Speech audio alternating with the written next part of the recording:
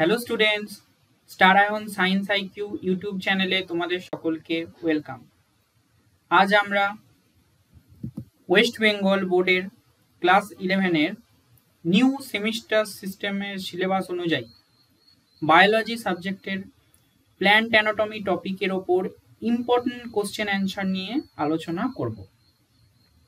আমাদের চ্যানেলের আগের ভিডিওটিকে এতটা ভালোবাসা দেওয়ার জন্য তোমাদের অনেক ধন্যবাদ। তোমাদের এই ভালোবাসাকে সম্মান জানিয়ে আমরা তোমাদের জন্য একটি ছোট্ট সারপ্রাইজ রেখেছি। সেটির জন্য তোমরা এই ভিডিওটা স্কিপ না করে শেষ পর্যন্ত দেখতে থাকো। যদি কেউ এখনো পর্যন্ত এই আগের ভিডিওটি না দেখে থাকো, তাহলে এই ভিডিওর ডান দিকে আই বাটনে আমি এই ভিডিওর লিঙ্কটি দিয়ে রাখবো। তোমরা ডাইরেক্ট সেখানে ক্লিক করে ভিডিওটি দেখে নিতে পারো। প্রথম প্রশ্ন, উদ্ভিদের কাঠামোগত ও কার্যগত একক কোনটি? প্রথম অপশান কোষ, দ্বিতীয় অপশান টিস্যু, তৃতীয় অপশান অঙ্গ, চতুর্থ অপশান সিস্টেম। এর উত্তর হবে জীবদেহের গঠনগত ও কার্যগত একক দুটোই কিন্তু কোষ হবে, সেটা উদ্ভিদেরই হোক আর জীবদেহেরই হোক। যেমন আমরা এ বি সি ডি ইত্যাদি পড়ি। ABCD গুলো হলো লেটার, সেখান থেকে তৈরি হয় একটা ওয়ার্ড, সেই ওয়ার্ড থেকে তৈরি হয় সেন্টেন্স, সেই সেন্টেন্স থেকে তৈরি হয় ফ্রেজ এবং সেখান থেকে গোটা একটা প্যারাগ্রাফ। তেমন কোষ হলো কাঠামোগত এবং কার্যগত একক। কোষ হচ্ছে এর উত্তর। কতগুলি কোষ নিয়ে কলা গঠিত হবে, কতগুলি কলা নিয়ে অঙ্গ গঠিত হবে, কতগুলি অঙ্গ নিয়ে তন্তু গঠিত হবে, কতগুলি তন্তু নিয়ে দেহ গঠিত হবে। চলো পরের প্রশ্ন। দ্বিতীয় নাম্বার প্রশ্ন হচ্ছে, জাইলেমের প্রধান কাজ কি? খাদ্য পরিবহন, জল ও খনিজ লবণ পরিবহন, হরমোন পরিবহন, না গ্যাস পরিবহন? জাইলেমে বর্গীর্য আছে, জলেও বর্গীর্য আছে, অর্থাৎ জাইলেমে জল পরিবহন করে। তাহলে ফ্লোয়েমে কি করে মনে রাখবে? ফ্লোয়েমে ফ আছে, ফলেও ফ আছে, তাহলে ফল হচ্ছে একটি খাদ্য, ফ্লোয়েম খাদ্য পরিবহন করে। আচ্ছা, হরমোন পরিবহনটা কে করে? ওটা হচ্ছে অন্তঃক্ষরাগ্রন্থি প্রাণীদের ক্ষেত্রে করে। 3 নম্বর প্রশ্ন হচ্ছে, পরিপক্ক উদ্ভিদ কোষে সেন্ট্রাল ভ্যাকুয়াল সাধারণত কি থাকে? 1 নম্বর নিউক্লিয়াস, 2 সাইটোপ্লাজম, 3 টোনোপ্লাস্ট, 4 হচ্ছে ক্লোরোপ্লাস্ট। এটা খুব ইম্পর্টেন্ট প্রশ্ন। সেন্ট্রাল ভ্যাকুয়ালের চারপাশে একটা সাইটোপ্লাজমিক মেমব্রেন তাকে ঘিরে থাকে, যেটাকে বলা হয় টোনোপ্লাস্ট। নিউক্লিয়াস হচ্ছে কোষের মাঝখানে থাকে, তাহলে এর উত্তর হচ্ছে টোনোপ্লাস্ট। সাইটোপ্লাজম হচ্ছে, সাইটো মানে হচ্ছে কোষ, প্লাজম মানে হচ্ছে তরল, অর্থাৎ কোষের যে তরল পদার্থ থাকে তাকে সাইটোপ্লাজম বলে। আর এই সাইটোপ্লাজম আর এই নিউক্লিয়াস মিলে প্রোটোপ্লাজম হয়। তাহলে পরের প্রশ্ন দেখা যাক। 4 নম্বর প্রশ্ন, কোন টিস্যু উদ্ভিদের দেহের বিভিন্ন অংশের মধ্যে মেকানিক্যাল শক্তি প্রদান করে? প্যারেনকাইমা, কোলেনকাইমা, স্ক্লেরেনকাইমা, না জাইলেম? এর উত্তর হবে অপশান সি, স্ক্লেরেনকাইমা। স্ক্লেরেনকাইমা হচ্ছে উদ্ভিদের মেকানিক্যাল শক্তি প্রদান করে, কিন্তু এরা হচ্ছে নন লিভিং অর্থাৎ মৃত।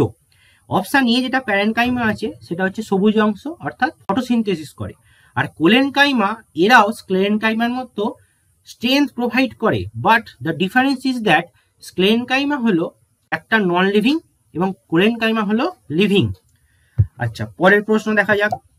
5 নম্বর প্রশ্ন, এপিডার্মিসের প্রধান কাজ কি? অপশান এ আলো শোষণ, অপশান বি খাদ্য সঞ্চয়, অপশান সি সুরক্ষা, অপশান ডি বৃদ্ধি নিয়ন্ত্রণ। আচ্ছা, প্রথমে দেখো, ডার্মিস কথার অর্থ হচ্ছে উপরে স্কিন, আমাদের যে ত্বক আছে সেরকম, সেটার মানে হচ্ছে ডার্মিস।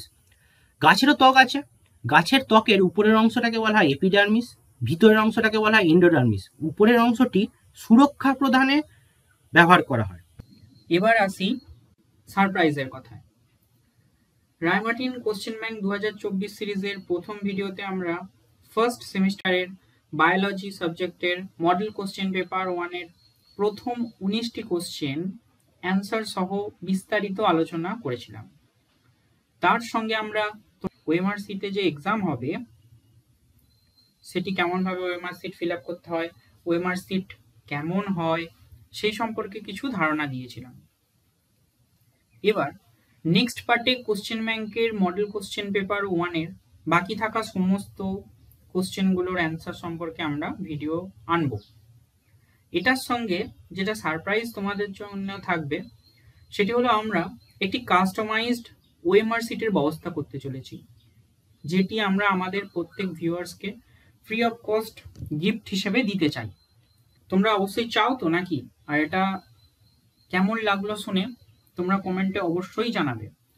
আর এই ভিডিওর কমেন্টে যদি আমরা দেখি যে হ্যাঁ তোমরা এটা পজিটিভভাবে নিচ্ছ এবং চাও, তাহলে আমাদের এই ওএমআর কপিটা তোমরা কোথায় কিভাবে পাবে সেটা জানার জন্য আমাদের এই WhatsApp channel star ion science IQ official, এটির লিঙ্ক এই ভিডিও ডেসক্রিপশানে দেওয়া আছে। তোমরা সেখানে ক্লিক করে আমাদের চ্যানেলটাকে ফলো করে রাখো, যাতে এই রিলেটেড আপডেট তোমরা অবশ্যই সবার আগে জানতে পারো এবং খুব সহজেই ওএমআরটা কালেক্ট করে নিতে পারো। আর হ্যাঁ, কমেন্ট কিন্তু অবশ্যই করবে। 6 নম্বর প্রশ্ন, ক্যাম্বিয়াম টিস্যু কি ধরনের বৃদ্ধি ঘটায়? প্রাথমিক বৃদ্ধি, অপশান বি মাধ্যমিক বৃদ্ধি, অপশান সি টার্সিয়ারি বৃদ্ধি, অপশান ডি কোয়াটারনারি বৃদ্ধি। ক্যাম্বিয়াম টিস্যু মাধ্যমিক বৃদ্ধি ঘটায়। স্যার এই মাধ্যমিক বৃদ্ধিটা কি? মাধ্যমিক বৃদ্ধি হচ্ছে সেকেন্ডারি গ্রোথ। সেকেন্ডারি গ্রোথ হলো মাধ্যমিক বৃদ্ধি, অর্থাৎ গৌণ বৃদ্ধি। এটাকে বাংলাতে এইভাবে ট্রান্সলেট করা হয়েছে। তোমরা এই প্রশ্নটা ভালো করে টুকে রাখবে। পরের প্রশ্ন 7 নম্বর, স্টোমাটা সাধারণত কোথায় পাওয়া যায়? অপশান এ মূলের উপর, অপশান বি পাতার উপর, অপশান সি ফুলের উপর, অপশান ডি ফলের উপর।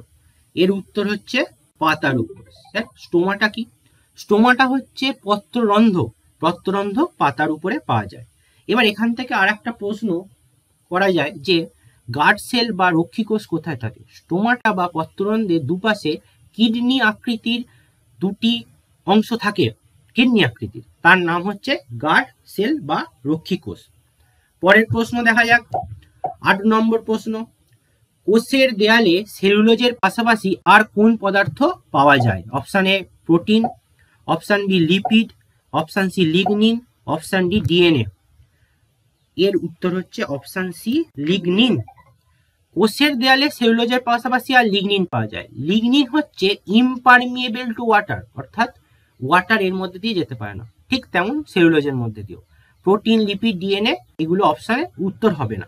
যেহেতু সেলুলোজ এখানে এলো, এখানে সেলুলোজ নিয়ে একটা পয়েন্ট তোমাদের ডিসকাস করে দিচ্ছি, যে আমরা যে কাঁচা পাতা বা শাক সবজি আমরা কেন হজম করতে পারি না, বা গরু বা ছাগল এরা কেন হজম করতে পারে? কারণ তাদের পাকস্থলীর মধ্যে ট্রাইকোডার্মা কোনিগি নামক একটি ব্যাকটেরিয়া থাকে, যারা এই সেলুলোজ পরিপাকে সাহায্য করে, কিন্তু আমাদের দেহে থাকে না বলে এটা আমরা পরিপাক করতে পারি না। তাহলে এটা 8 নম্বর প্রশ্ন হলো। পরের প্রশ্নে যাওয়া যাক, 9 নম্বর প্রশ্ন, কোন টিস্যু উদ্ভিদে খাদ্য পরিবহন করে? Very easy question. Xylem, phloem, parenchyma, collenchyma. দেখো জাইলেম জল পরিবহন করে বলেছিলাম, তখনই বলে দিয়েছিলাম খাদ্য মানে ফল, ফল থেকে ফ্লোয়েম, অর্থাৎ অপশান বি হচ্ছে উত্তর। প্যারেনকাইমা কি করে? প্যারেনকাইমা ফটোসিনথেসিসে কাজ করে। আর কোলেনকাইমা অলরেডি ডিসকাসড হয়ে গেছে। পরের প্রশ্ন 10 নম্বর প্রশ্ন, মেরিসমেটিক টিস্যু কোথায় পাওয়া যায়? মেরিসমেটিক টিস্যু অর্থাৎ ভাজক কলা কোথায় পাওয়া যায়? উদ্ভিদের শীর্ষবিন্দু ও শাখার শীর্ষবিন্দু, মূলের উপরের অংশ, পাতা ও ফুলে, না ফলের মধ্যে? আচ্ছা, ভাজক কলা। ভাজক কলা মানে আস্তে আস্তে বিভাজিত হবে। কেন বিভাজিত হবে? কারণ বৃদ্ধি হবে। তাহলে বৃদ্ধি কোথায় হবে? উদ্ভিদের শীর্ষবিন্দুতে, অর্থাৎ লম্বায় যদি বৃদ্ধি হয় তার শীর্ষবিন্দু, শাখা প্রশাখা যদি বৃদ্ধি হয় তাহলে সেখানে হচ্ছে মেরিসমেটিক টিস্যু থাকবে, অর্থাৎ অপশান এ উত্তর। আচ্ছা, তোমরা অনেকক্ষণ ভিডিওটা দেখে নিয়েছো। ভিডিওটি ভালো লাগলে লাইক করে দাও, আর কেমন লাগছে ভিডিওটি সেটা জানিয়ে দাও। ঠিক আছে, পরের প্রশ্ন দেখো, 11 নম্বর প্রশ্ন কি বলছে? প্রদত্ত কোনটি উদ্ভিদ কলার কোষপ্রাচীরে লিগনিন যুক্ত নয়? Be very careful about this word নয়। কোনটা সত্য কোনটা মিথ্যে? ক্লোয়েনকাইমা, কোলেনকাইমা, ভাজক কলা, আর সবকটি উত্তর। কোনটা উত্তর হবে? লিগনিন যুক্ত নয় বলেছে। লিগনিন যুক্ত হলে সেই জিনিসটা আর বিভাজিত হবে? বিভাজিত হবে না। তাহলে বিভাজন যেটা হয় সেখানে লিগনিন যুক্ত হয় না, সেটার উত্তর তাহলে হবে এটা ভাজক কলা, কারণ ভাজক কলা বিভাজিত হতে পারে, তাই সেটা লিগনিন যুক্ত নয়। পরের প্রশ্ন দেখো, 12 নম্বর প্রশ্ন হচ্ছে আদি ভাজক কলা থেকে উৎপন্ন কোষ সমষ্টিকে কি বলে? প্রাথমিক ভাজক কলা, সরল স্থায়ী কলা, জটিল স্থায়ী কলা, না বি ও সি উভয়ই? এটার উত্তর হচ্ছে আদি ভাজক কলা থেকে সৃষ্টি হচ্ছে প্রাথমিক ভাজক কলা। তারপরে প্রশ্ন 13 নম্বর প্রশ্ন কি বলেছে? প্রাথমিক ভাজক কলার উদাহরণ কোনটা? অগ্রস্থ ভাজক কলা, নিবেশিত ভাজক কলা, পার্শ্বস্থ ভাজক কলা, না এ ও বি উভয়ই? তাহলে অগ্রস্থ ভাজক কলা এবং নিবেশিত ভাজক কলা উভয়ই হলো প্রাথমিক ভাজক কলার উদাহরণ।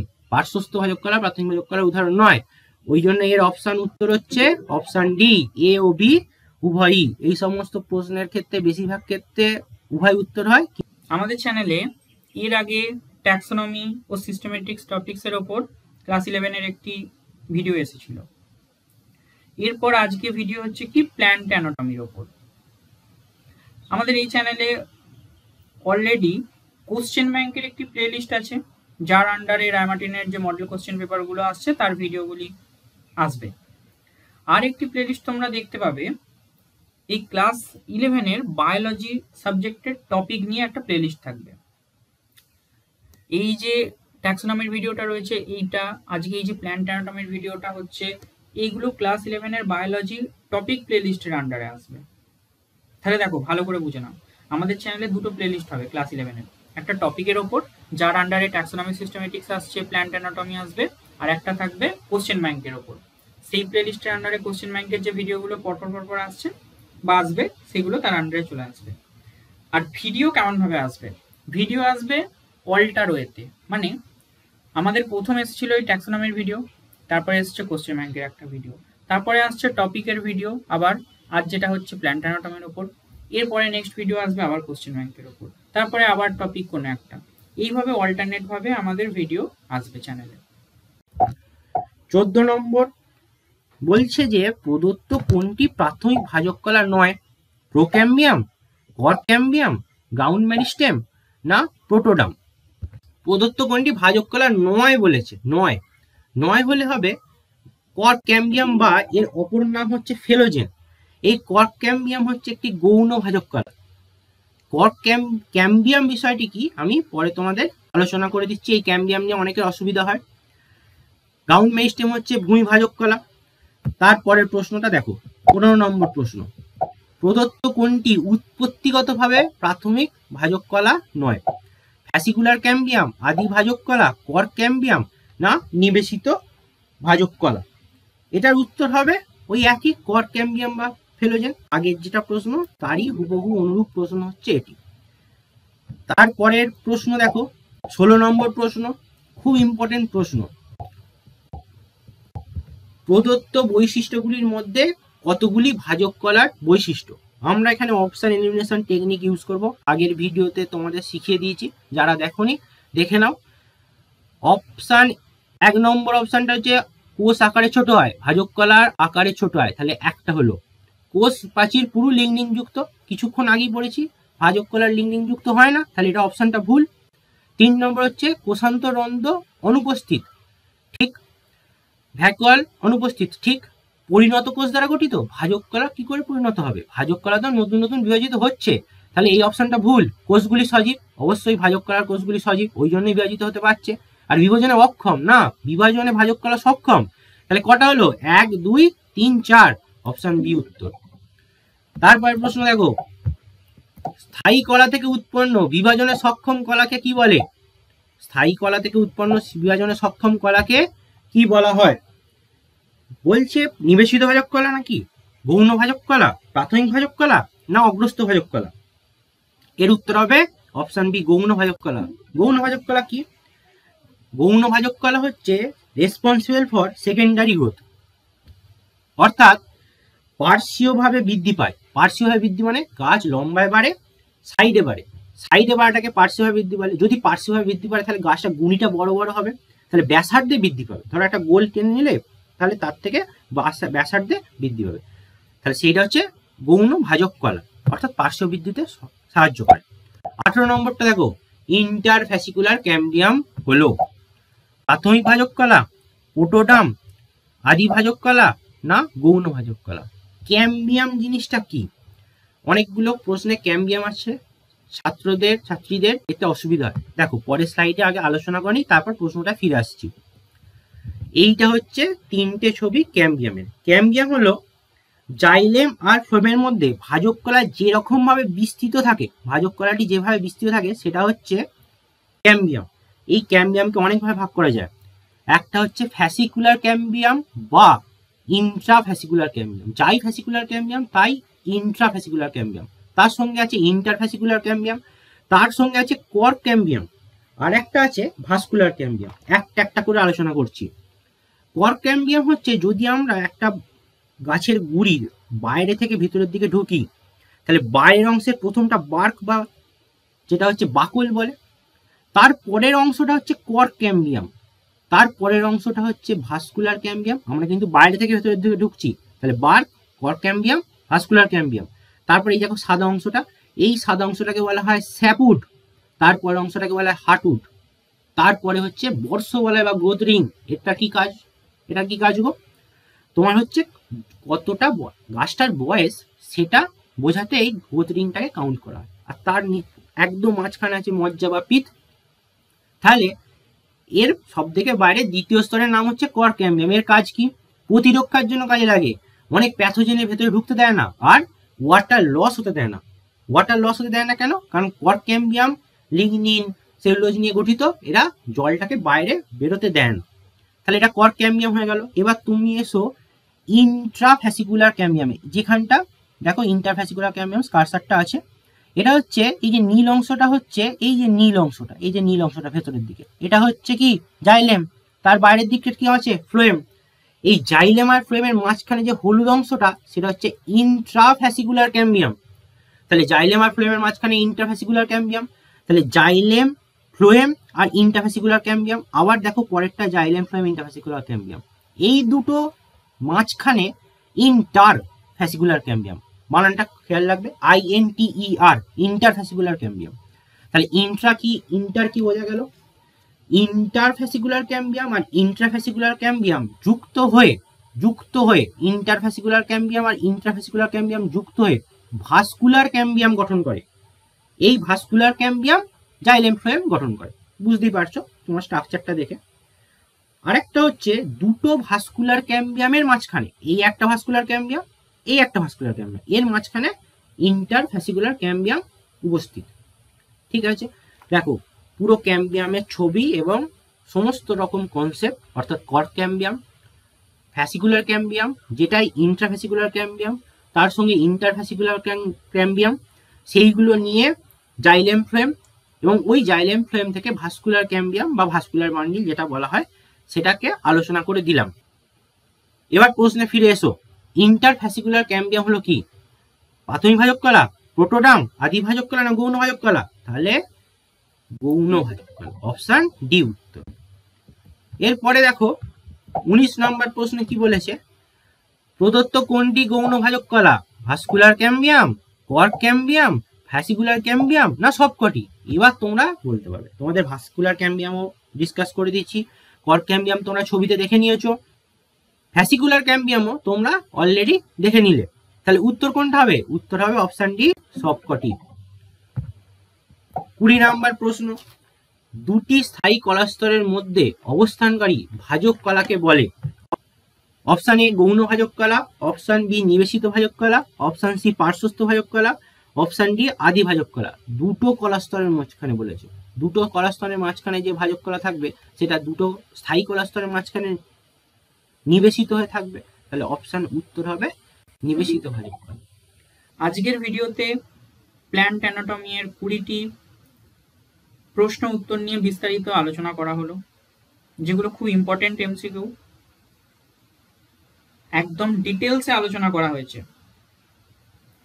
এই ভিডিওটা তোমাদের কেমন লাগলো, আর আমাদের এই যে সারপ্রাইজ যে ওএমআর সিটের ব্যাপারটা, এটা তোমাদের কেমন লাগলো তা তোমরা কমেন্টের মাধ্যমে অবশ্যই আমাদের জানাবে। আর ভিডিওটিকে লাইক করে সকলের মধ্যে শেয়ার করে দাও। চ্যানেলে নতুন হলে চ্যানেলটা সাবস্ক্রাইব করতে ভুলবে না। এই ভিডিওর ডেসক্রিপশনে আমাদের হোয়াটসঅ্যাপ চ্যানেলের লিঙ্ক দেওয়া আছে, সেটাকেও ফলো করে রাখো। কেন, তার ডিটেলস ভিডিওর মাঝখানে দেওয়া রয়েছে। যদি স্কিপ করে চলে আসো তাহলে আবার যাও, ভিডিওটা প্রথম থেকে দেখো, অনেক কিছু ইনফরমেশন আছে, জানতে পারবে। আমাদের চ্যানেলের অন্যান্য ভিডিওগুলো এই ভিডিও শেষে এরকম জায়গায় শো হবে, তোমরা চাইলে ডাইরেক্ট সেখানে ক্লিক করেও আমাদের চ্যানেলটা ভিজিট করতে পারো, অথবা চ্যানেলের প্লেলিস্ট সেকশন আছে সেখান থেকেও দেখতে পারো। আবার এই ভিডিওর ডিসক্রিপশানেও অনেক লিঙ্ক দেওয়া থাকবে ভিডিওর, তোমরা সেখানে ক্লিক করেও দেখতে পারো। শেষ পর্যন্ত আমাদের ভিডিওটা দেখার জন্য ধন্যবাদ।